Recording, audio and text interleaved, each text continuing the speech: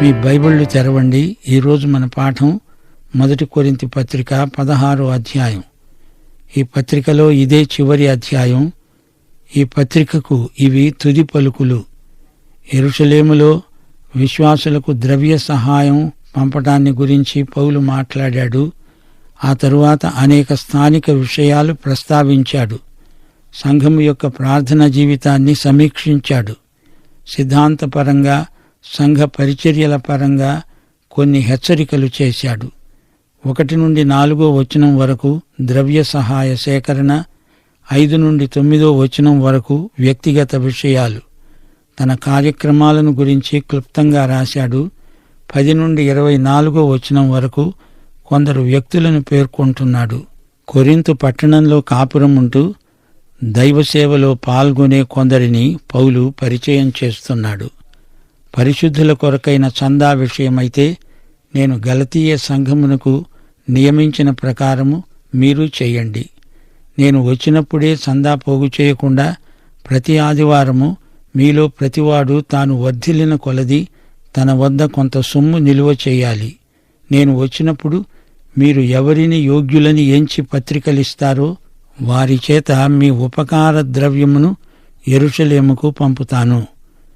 నేను కూడా వెళ్లడం యుక్తమైన ఎడల వారు నాతో కూడా వస్తారు.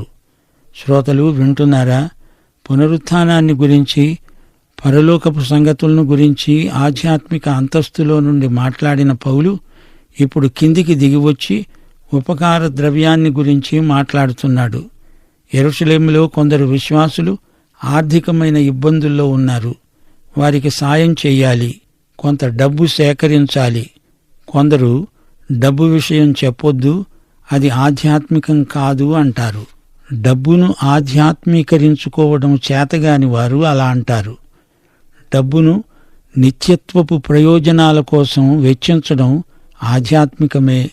ప్రతి ఆదివారం ఆరాధనకై విశ్వాసులు కూడి వస్తారు గదా. దశమ భాగాలు, ఆరాధన కానుకల విషయం కాదిది. దేవుని కృపలో వర్ధిల్లిన కొలది వారు ప్రత్యేకంగా కొంత మొత్తం నిలువ చెయ్యాలి. దశమ భాగం పాత నిబంధనలోని ప్రాథమిక స్థాయి. కొత్త నిబంధన కృప మీరు వర్ధిల్లిన కొలది ఇవ్వాలి. దశమ భాగం వద్ద ఆగిపోకూడదు. వర్ధిల్లిన కొలది ఇచ్చే స్థితికి సాగిపోవాలి. కొందరు దశమ భాగాలిస్తారు కాని తాము వర్ధిల్లిన కొలది ఇవ్వరు.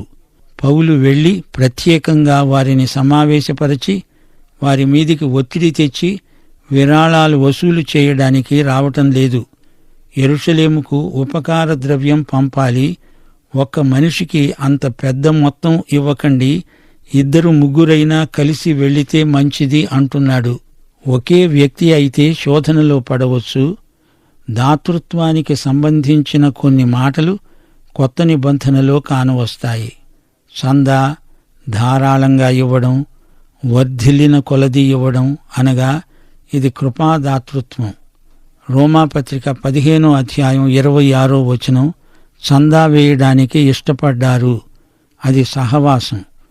2 కొరింథీ 9వ అధ్యాయం 5వ వచనం ధారాళముగా ఇవ్వండి. ఇది ఆశీర్వాదం, సమృద్ధి. 2 కొరింథీ 9వ అధ్యాయం 12వ వచనం ఇది సేవను గూర్చిన పరిచర్య. అపొస్తలుల కార్యములు 24వ అధ్యాయం 17వ వచనం ధర్మద్రవ్యము, కానుకలు.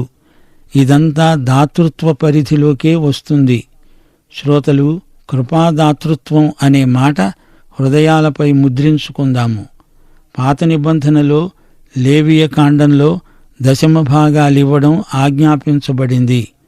మొదట ఇశ్రాయేలు జాతికి యెహోవాయే దేవుడు. ప్రజలిచ్చే దశమ భాగాలతో ప్రభుత్వం నడిచేది. దేవాలయ కార్యక్రమాలు జరిగేవి. ఆయా సందర్భాలలో మొత్తం 3 దశమ భాగాలు అనగా 30% ఇచ్చేవారు. అయితే కొత్త నిబంధన దాతృత్వం ఎంత ఇస్తుంది? ఎవరికి వారే నిర్ణయించుకోవాలి. 5 నుండి 9వ వచనం వరకు మాసిదోనియాలో సంచారమునకు వెళ్లనుద్దేశిస్తున్నాను గనుక మాసిదోనియాలో సంచారమునకు వెళ్ళినప్పుడు మీ వద్దకు వస్తాను. అప్పుడు కొంతకాలం మీ వద్ద ఆగితే ఆగుతాను. ఒకవేళ శీతాకాలమంతా గడుపుతాను. అప్పుడు నేను వెళ్ళే స్థలానికి మీరు నన్ను సాగనంపవచ్చు. గనుక మార్గములో మిమ్మల్ని చూడాలని నాకు మనస్సు లేదు. కార్యానుకూలమైన మంచి సమయము నాకు ప్రాప్తించి ఉన్నది. ఎదిరించేవారు అనేకులున్నారు. గనుక పెంతెకోస్తు వరకు ఎఫెసులో నిలిచి ఉంటాను. శ్రోతలు వింటున్నారా? తానెప్పుడు బయలుదేరేది తనకు ముందుగా తెలీదు. ఆయన డైరీ ప్రభువు దగ్గర ఉంది. ఆయన నడిపించినట్లే నడుస్తాడు. భవిష్యత్తును గురించి పౌలుకు ఎట్టి ఆందోళన లేదు. మన వాళ్ళు చాలామంది చెప్తుంటారు, 6 నెలల వరకు, సంవత్సరం దాకా నా డైరీ నిండిపోయింది, ఒక్కరోజు కూడా ఖాళీ లేదు. గాని పౌలు అలా చెప్పలేకపోతున్నాడు. వీరికి ప్రైవేటు డైరీ మరొకటి ఉందో ఏమో. కొరింథీకి ప్రభువు చిత్తమైతే వస్తాను అంటున్నాడు పౌలు. మనం డైరీ రాసుకోకూడదని కాదు, మనం రాసింది ప్రభువు డైరీతో సరిచూసుకోవాలి. అనగా ఆయన చిత్తం కోసం నిరీక్షించాలి. అపొస్తలుల కార్యముల గ్రంథంలో పౌలు చేసిన 2వ సువార్త ప్రయాణంలో ఎన్ని మార్పులు చేయవలసి వచ్చిందో మనం విన్నాము. పెంతెకొస్తు వరకు ఎఫెసులో ఉండాలనుకుంటున్నాను అని పౌలు తన ఆశను వెలిబుచ్చుతున్నాడు. అది ప్రభువు చిత్తమైతేనే. కార్యానుకూలమైన మంచి సమయము మనకు ప్రాప్తించి ఉన్నది. అనగా అవకాశ ద్వారాలు తెరువబడి ఉన్నాయి. అయినా ఎదిరించేవారు అనేకులున్నారు. ప్రతికూల వాతావరణం చుట్టూరా ఉంది. ప్రకటన 3వ అధ్యాయం 8వ వచనం ప్రభువు ఫిలదెల్ఫియా సంఘానికి రాసిన ఉత్తరంలో అన్నాడు, ఇదిగో తలుపు నీ ఎదట తీసి ఉంచాను, దానిని ఎవడూ వెయ్యనేరడు. అవును, దేవుడు తలుపు తీసినప్పుడెల్లా సైతాను దాన్ని మూసివేయడానికి విఫల ప్రయత్నం చేస్తూనే ఉంటాడు. గాని అది వాడి తరం కాదు. దేవునికి స్తోత్రం. పౌలు దేవుని చిత్తమందే ఎంతో ఆనందిస్తున్నాడు, అతిశయిస్తున్నాడు. దేవుడు వెళ్ళు అంటే దేవుడు తీసుకువెడితే తాను వెడతాడు, అంతే. 10 నుండి 24వ వచనం వరకు పౌలు అంటున్నాడు, తిమోతిని పంపుతున్నాను. అతడు వచ్చిన ఎడల మీ వద్ద నిర్భయుడై ఉండేటట్లు చూసుకోండి. నా వలనే అతడు ప్రభువు పని చేస్తున్నాడు. గనుక ఎవడూ అతణ్ణి తృణీకరించవద్దు. నా వద్దకు రావడానికి అతణ్ణి సమాధానముతో సాగనంపండి. అతడు సహోదరులతో కూడా వస్తాడని ఎదురుచూస్తున్నాను.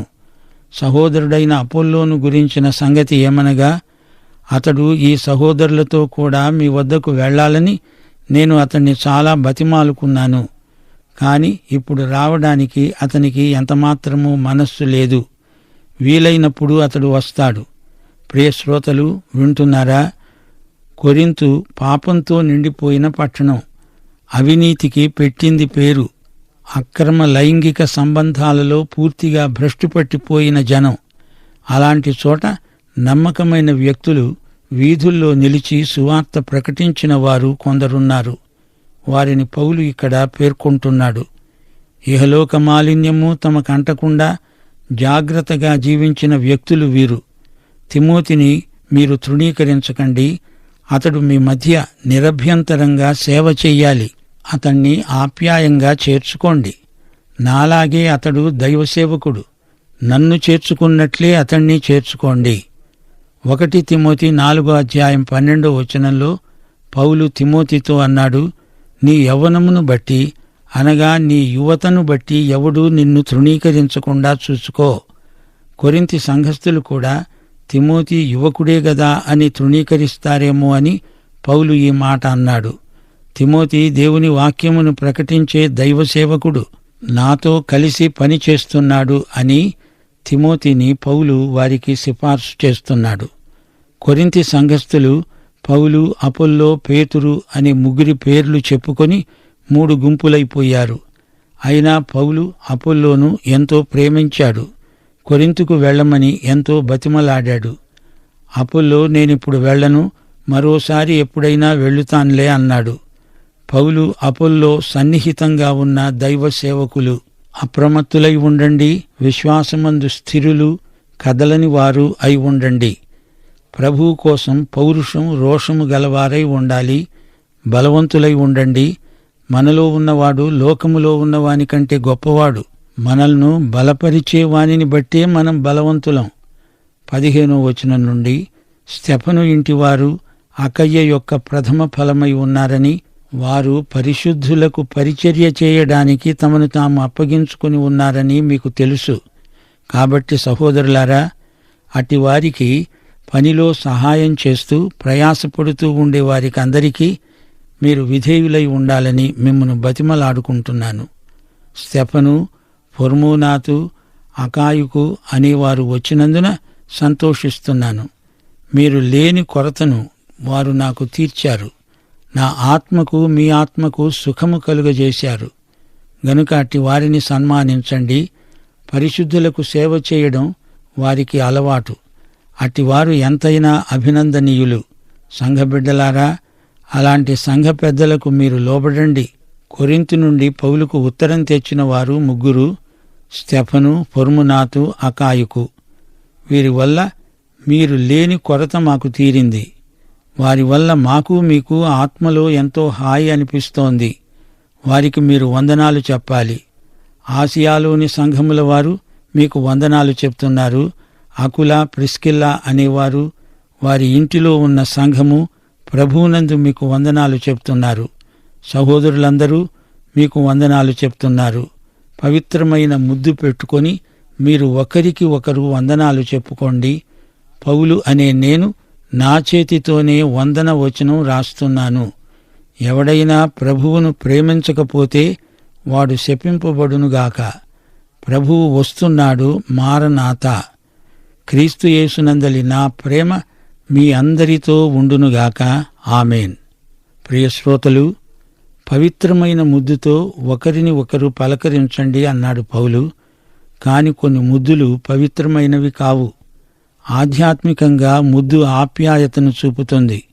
సోదరీ సోదరుల మధ్య ఆప్యాయత, ప్రేమ ఉండాలి అని పౌలు భావం. పౌలు చెబుతూ ఉంటే మరొకరు ఈ ఉత్తరం రాశారు. పౌలు సంతకం పెట్టాడు. యోహాను సువార్త 21వ అధ్యాయం 17వ వచనంలో ప్రభువు పేతురును సూటిగా అడిగాడు, నీవు నన్ను ప్రేమిస్తున్నావా?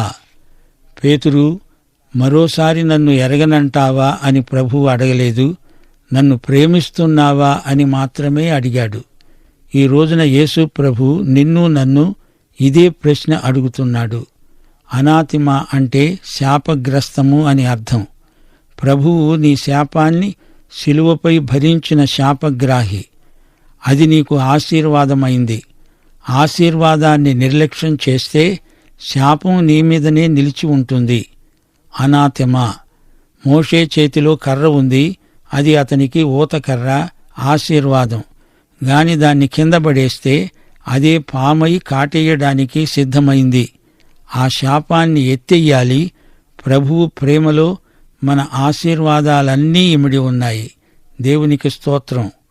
15వ అధ్యాయంతో ప్రభువు పునరుత్థానం అనే అంశాన్ని ప్రస్తావించి వెంటనే 16వ అధ్యాయంలో కొండ శిఖరాగ్రం నుండి క్రింది మైదానానికి వచ్చాడు పౌలు. పౌలు తల మేఘమండలం పైన ఉండి ఆలోచిస్తుంటే పాదాలు ఈ నేలపైననే నడుస్తున్నాయి. 16వ అధ్యాయంలో ఇక్కడి సంఘములో ఉన్న పరిస్థితులు పౌలు సమీక్షించాడు. కృపాదాతృత్వం అనేది ఎంత ముఖ్యమో వర్ణిస్తున్నాడు. ఈ విషయాలను పౌలు స్పష్టపరుస్తున్నాడు. యెరూషలేములోని విశ్వాసులు ఆర్థికంగా చాలా ఇబ్బందిలో ఉన్నారు. వారికి ఉపకార ద్రవ్యం కొంత పోగు చెయ్యాలని పౌలుకు ప్రేరణ కలిగింది. దేవాలయం ఖర్చులకు, బీదవారి సహాయార్థం కొంత మొత్తం కేటాయించడం సమాజ మందిరాలలో యూదులు పెట్టిన వరవడి. క్రైస్తవ సంఘాలలో ఈ విధానం వల్ల సంఘ సమైక్యత పటిష్టతరమవుతుంది. ఇది పౌలు ఆశయం. యేసుక్రీస్తు నేర్పిన ప్రేమకు ఇది అర్థవంతమైన రుజువు. మత్తయి సువార్త 5వ అధ్యాయం 47వ వచనంలో ప్రభువు అడిగిన ప్రశ్న, అన్యజనుల కంటే మీరు ఎక్కువ చేస్తున్నదేమిటి? మనం వర్ధిల్లిన కొలది ఇస్తూ ఉండాలి. అది కృపాదాతృత్వం అంటే. నేనెంత దాచిపెట్టుకునేది అనే ప్రశ్న మనకు రాకూడదు. ఇంకా ఎంత ఎక్కువ ఇవ్వాలి అని ప్రశ్నించుకోవాలి. మనం వెళ్ళలేని చోటికి మన దాతృత్వం వెళ్లి సేవ చేస్తుంది. మన సమృద్ధిలో నుండి మనమివ్వాలి. మనకు సమృద్ధి ఉన్నది అంటే అది దాతృత్వానికి మనల్ని ప్రేరేపించాలి. లేకపోతే అది దాతృత్వం కాదు, అది ధనము యొక్క నిరంకుశ నేతృత్వమవుతుంది. నా ధనం నా కొరకే అనుకునేవాడు ధనదాసుడైపోతాడు. దాతృత్వం బలవంతమైతే ఫలవంతం కాదు. దాతృత్వం స్వచ్ఛందమైన సేవా విధానం. దేవుని విశ్వాస గృహమునకు చెందిన వారితో వారి కష్టసుఖాలతో మనల్ని మనం సంయుక్తపరచుకోవాలి. ఉపకారం, త్యాగం, యాగం. తిమోతి వయస్సులో చిన్నవాడని అతన్ని చిన్నచూపు చూడకండి. మనిషి పనిని మహిమపరచటం కాదు, పనే మనిషిని ఘనపరుస్తుంది. అపోల్లోను కొరింతుకు వెడతావా అంటే ఇప్పుడు కాదులే అంటున్నాడు. ఎందుకంటే అక్కడ సంఘంలో కొందరు తన పేరును నాయకత్వపు రాజకీయాలలో వాడుతున్నారు. అది అపోల్లోకు ఇష్టం లేదు. అసలు తనను సంప్రదించకుండానే తన పేరు మీద పార్టీని స్థాపించారు.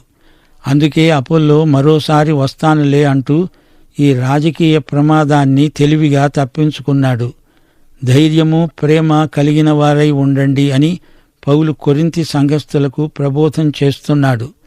మీరు క్రైస్తవ యోధులు, విశ్వాస వీరులు, అప్రమత్తంగా ఉండండి. విశ్వాసమందు స్థిరులై ఉండండి. పౌరుషము గలవారై ఉండండి. బలవంతులై ఉండండి. క్రైస్తవ వీరులారా, యుద్ధ కవచం ధరించండి. ఇది యుద్ధరంగం. అయితే దేవుని సంఘం, అందులో మీరు చేసే కార్యములన్నీ ప్రేమతో చెయ్యండి. అది యుద్ధరంగం కాబట్టి మీరు అప్రమత్తంగా ఉండండి. ఇది దేవుని సంఘం. యుద్ధంలో వెనుకంజ వేయకూడదు, ప్రేమలో ఓడిపోకూడదు. స్తెఫను నమ్మకమైన సంఘబిడ్డ. ఫార్మూనాతు మరో మంచి సంఘ పరిచారకుడు. అకాయి మరి ఒకడు. అకుల, ప్రిస్కిల్లా వీరు వందనాలు పంపుతున్నారు. ఈ దంపతులు యూదులు. పౌలులాగే డేరాలు కొడతారు. మొదటిసారి పౌలు వారిని కొరింథులోనే కలుసుకున్నాడు. ఆ తరువాత వారు పౌలుతో కలిసి ఎఫెసులో సేవ చేశారు. ఆ తరువాత వారు రోముకు వచ్చి అక్కడే స్థిరపడిపోయారు. ఆ రోజుల్లో కూడా అకుల, ప్రిస్కిల్లా ఎంత సునాయాసంగా ప్రయాణం చేశారో తలుచుకుంటే ఆశ్చర్యం వేస్తుంది. ఆ ప్రాంతాల్లో గృహ సంఘాలు ఎక్కువగా ఏర్పడ్డాయి. గృహ సంఘాల నిర్మాణానికి ఒక కొత్త ఒరవడి ప్రవేశపెట్టింది అకుల, ప్రిస్కిల్లా.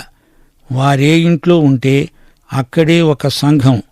క్రైస్తవ వెలుగు, ప్రేమ ఈ విధంగా ప్రతి చోట వ్యాప్తి చెందడానికి ఇదే తగిన విధానం. గుడి కట్టడాల మోజు ప్రథమ సంఘ దినాలలో అంతగా లేదు. సంఘ రాజకీయాలతో చీలికలైపోయిన కొరింథు సంఘానికి పరస్పరం ప్రేమ ముద్దు, పవిత్ర స్పర్శ, ఆప్యాయత, అనురాగం ఎంతో అవసరమని పౌలు రాస్తున్నాడు. గృహ సంఘాలలో అర్థవంతమైన ప్రేమ ముద్దు రాను రాను సంఘం సంఖ్యలో పెద్దదైపోవటంతో ఈ విధానమే మానేశారు. పైగా ముద్దులు అన్యులు అపార్థం చేసుకోవడానికి ఆస్కారమవుతాయి. ఏదేమైనా సంఘ బిడ్డల హృదయాలలో సమాధానము, ప్రేమ ఉండి తీరాలి. సంఘం ఒక చిన్న కుటుంబంగా ఉన్నప్పుడు ఒకరికొకరు సన్నిహితులు. సంఘాలు మరీ పెద్దవైతే ఒకరికి అంత సన్నిహిత పరిచయం ఉండదు. అందుకే ఈ రోజున సంఘాలలో ప్రేమ ఉజ్జీవము కలగాలని ఎక్కువగా ప్రార్థన చేస్తున్నాము. మారనాథా, ప్రభువు సమీపముగా ఉన్నాడు, తిరిగి వచ్చేస్తున్నాడు. ఈ నినాదంతో మొదటి కొరింథీ పత్రిక ముగిసింది. ప్రియ శ్రోత, నీవు యేసును ప్రేమిస్తున్నావా? ఆయన ప్రేమకు నీ హృదయం స్పందిస్తున్నదా? పాఠం ఇంతటితో సమాప్తం. యేసుక్రీస్తు వారి కృప, తండ్రి యొక్క ప్రేమ, పరిశుద్ధాత్మ ఆదరణ మనకు సదాకాలము తోడై ఉండునుగాక. ఆమేన్.